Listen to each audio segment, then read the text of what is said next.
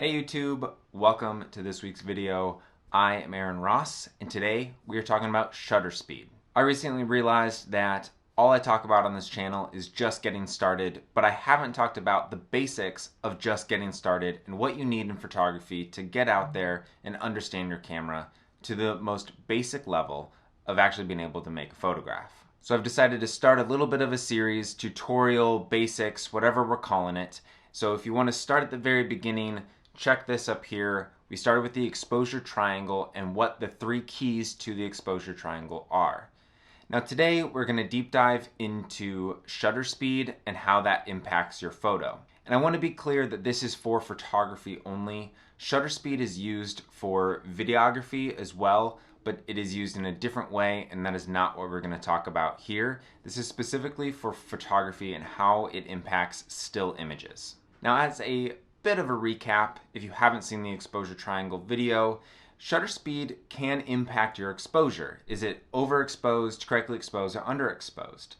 Because the faster the shutter speed, something like 1/4000th of a second, you're going to allow very little light to hit your sensor or your film, depending on which you're shooting, and therefore it could potentially be underexposed if you don't use the other key elements of the exposure triangle correctly. But if you use something like 1/100th of a second, or even slower, like 1/10th of a second, you're going to be allowing more light into the camera, and therefore your image is going to be more exposed. It's going to be a brighter image, depending again on those other two elements of the exposure triangle. But another key way of how to use shutter speed in your photography is capturing motion. And this can go two different ways. You can use a fast shutter speed to freeze action. Something like sports photography, where you really want to capture that single moment and it wants to be sharp, you want it to be still, and therefore you're going to need a fast shutter speed. Something like 1/4000th of a second, maybe even if your camera does it, 1/8000th of a second. And so I'm going to put up a few photos here of some sports photography, skate photography, some examples of how I have used fast shutter speeds to freeze the action in these images. But on the flip side, I'll start running some images on this side that if you use a slower shutter speed, you can capture some of the blur, which says something different about that image, says something different about what you're trying to portray in that image.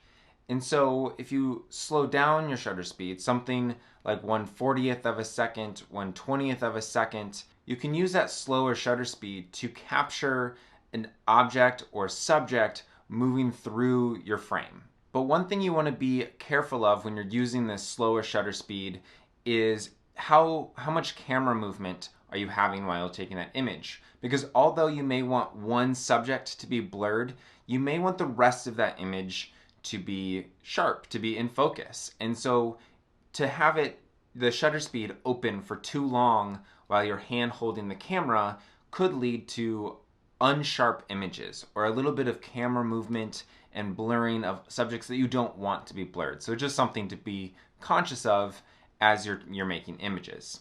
Sometimes this can be used in an artistic way. Sometimes you want to pan with a subject and get that subject in focus, but everything else blurred out. There's different ways to creatively think about using your shutter speed in making these images, as long as, again, they're in balance with the other two elements of the exposure triangle. And depending on your camera and how new it is, how strong the sensor is, the other elements of that exposure triangle, the performance of your camera in low light is going to come down to the shutter speed. Being able to capture images in low light, either at night or inside, in a dark concert venue, a whole sorts of areas where you just don't have the light that you might need, your shutter speed is going to be a key element to think about as you're capturing those images. Because although you may need to slow down your shutter speed to allow more light in because it's dark, again, if your subjects are moving, if you're at a concert and people are jumping around, even the musicians are moving a little bit, you're going to need to maybe use the other elements of the exposure triangle to compensate so that you can keep that shutter speed a little bit faster to really freeze the action. And what that means is if you have to keep that shutter speed fast, therefore you're going to have to raise your ISO, and therefore you might introduce a little bit of noise into your images. So there are trade-offs as you are trying to find the right shutter speed for that image in that setting. So to wrap up, your shutter speed is crucial to your images. It not only impacts the exposure of your image, but also how you capture motion in your image. And so there are many ways to interpret this. So I encourage you to get out there, experiment a little bit, share your images with me on social media. You can check my Instagram and Twitter down below.